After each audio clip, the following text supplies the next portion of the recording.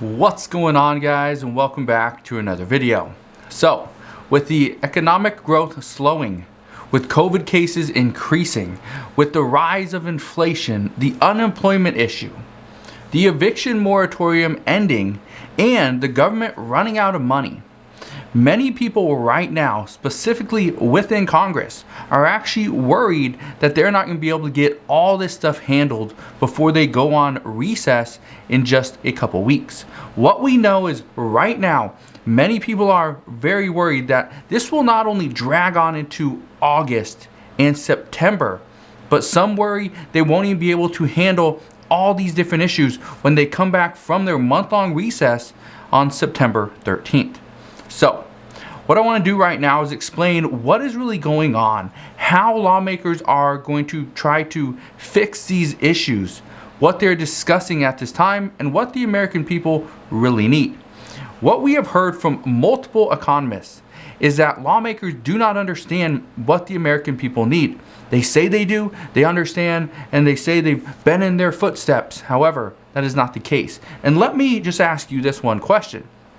Do you believe that all of our lawmakers that are making $170,000+ every single year, do you believe that they truly understand what the regular person is going through?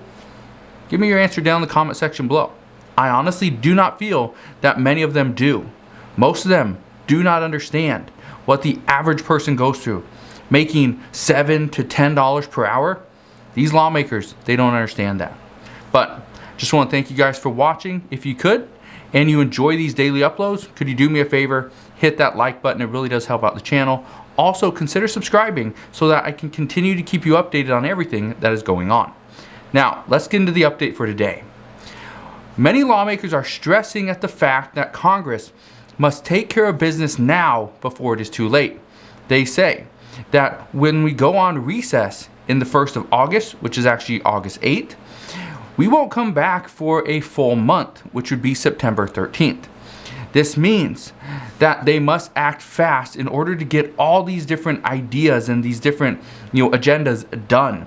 They say that we need to get this bipartisan infrastructure bill done, which some are saying that this could be done as early as possibly tomorrow. However, it will most likely be Monday or Tuesday when we see the finalized text of this bill. They say that we need to move quickly to put the budget reconciliation bill in motion so that we can start the debate and finally get this done as well. What we are hearing is there is absolutely nothing for the American people outside of infrastructure in the bipartisan bill.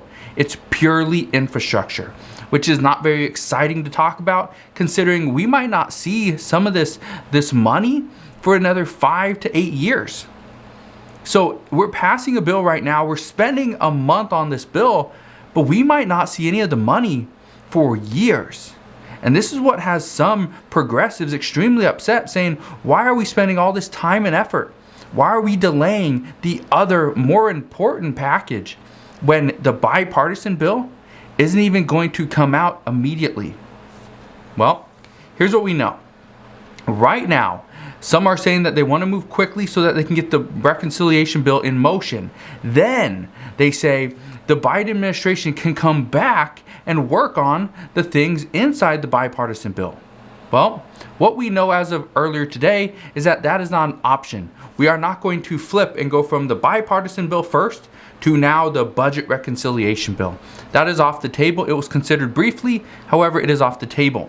They say that the Biden administration needs to work to come up with a solution for unemployment, the eviction moratorium, and funding for the government, and they need to do it now. Well, I can tell you right now, having the Biden administration come up with a bunch of different solutions immediately and have a good response from it is going to be almost zero. It's not going to happen. What experts are worried about at this time is that COVID cases are increasing once again. They say we need to get a handle on this. And with this, counties and states, they are most likely going to implement more restrictions once again. When this happens, experts are saying that businesses will close, people will lose income, and the economic growth will take a hit once again. What we cannot have, and again, the Congressional Budget Office, and I mentioned this earlier today, the Congressional Budget Office is saying that the United States is going to bring in roughly $800 billion over the next 2 months. That $800 billion is technically around $760 to $780 billion. So I just rounded up to 800. But what they're saying is if the economic growth takes a hit, we don't see as much coming in for taxes. We don't see a lot of growth. A lot of products are being sold. The issue is we're not going to have as much money as they're predicting. Well, then the other issue is if people are losing jobs, right? Businesses are closing. Is there going to be another round of PPP funding? Or will the government not have the ability to do that? Will there be an extension to the unemployment benefits? Will we include the $300 per week boost? Probably not. Will we include long-term unemployment? Probably not. Will we include pandemic unemployment assistance, the PUA? Well, probably not. But these are the discussions, and these are the things that's making it very difficult for some to prepare for what is going to come. And experts are saying that if all these things happen at once, if they do, we anticipate nobody will be prepared for it this time around. That is not good news. That is not a good sign. So, while lawmakers are pushing for more in this infrastructure package, well, actually both infrastructure packages, we are trying to provide for the American people, according to some. They say that right now we need to be very clear as to who is going to get these benefits, who is going to receive additional assistance, which parts of the economy are going to build back better. Well, a report today is saying that President Biden's Build Back Better Families Plan, again, this is a families plan, and I know this is going to anger a lot of people. That's not my intention, but my intention is to be clear and concise with what is going on. President Biden has a Build Back Better Families Plan. That's what the budget reconciliation bill is. It's the American Families Plan. We have the bipartisan bill, which is the American Jobs Plan, and we had the stimulus package, which was the American Rescue Plan. Those are the three pillars or three posts. So, some say, these are mainly lawmakers, are saying that we can't fix the entire country by not addressing those without families. Yes, President Biden is targeting families and children. However, lawmakers say we need to address everybody evenly and fairly. And I want to ask you this, okay? Because honestly, it makes me a little bit upset. Even though, I do have a family, right? I have children. So I would be benefiting from a lot of these different, pieces of legislation. I do have family members that collect Social Security. I do have family members that aren't, don't have a spouse or children. So I do see it. I do see where some people are being left out, and it's very unfair. So we'll see what happens. But what we are hearing right now is that some lawmakers are saying that everybody needs to be included.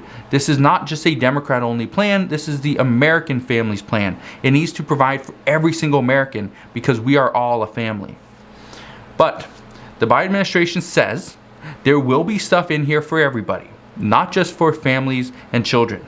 But again, we will see if that is true.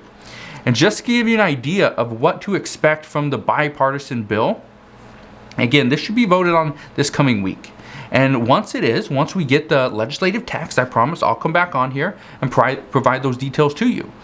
But what I can tell you right now, according to Politico, multiple Senate Democrats, the ones writing the bill, okay, or mainly the ones writing the bill, they are not pleased with the bipartisan bill. They say they understand that it must get passed, and because of this, they want to work on the budget reconciliation bill. And for that one reason, several Senate Democrats have publicly stated that they will just vote in support of this bipartisan bill no matter what. Doesn't matter what is included, doesn't matter how much it costs, doesn't matter what is not included. They will vote in support of this because they need to get it done in order to start working on the budget reconciliation bill. So how crazy is that? Some are saying that they don't care. They're going to spend the $1.2 trillion, $600 billion that has already been allocated to other priorities, and another $600 billion in new funding. They're going to spend this, and they don't even care what is in it. They say that they just want to get through this so that they can take part in the $3.5 trillion Democrat-only bill. But again, it doesn't mean just because they get through the bipartisan bill that the Democrat-only bill is going to be a breeze. We know Senator Joe Manchin and Senator Kyrsten Sinema, they are both going to hold up this legislation. They will, because they want to see that, yes, even though it's not a bipartisan bill, they want to make sure that they're just not going overboard with the spending. So again, we will see. And in COVID news, I thought this was very interesting because it doesn't just pertain to COVID and this one particular business, it pertains to every business. The NFL has stated or started sending out team warnings, telling them that if they have a COVID outbreak among unvaccinated players, it will lead to forfeited games. But this is something that several businesses are actually starting to do as well. What we're hearing right now is that unvaccinated employees who show symptoms or test positive will not be paid for the days they are not working. What we are hearing is that vaccinated employees who test positive or show symptoms, they can be sent home and they will be paid by the employer. They will not have to take money out or take time off from their paid time off. So this is another way businesses are actually trying to get their employees vaccinated at this time, because we do know this is something that Congress also backs. Get people back to work, get them vaccinated, let's open up the economy, let's get back to normal.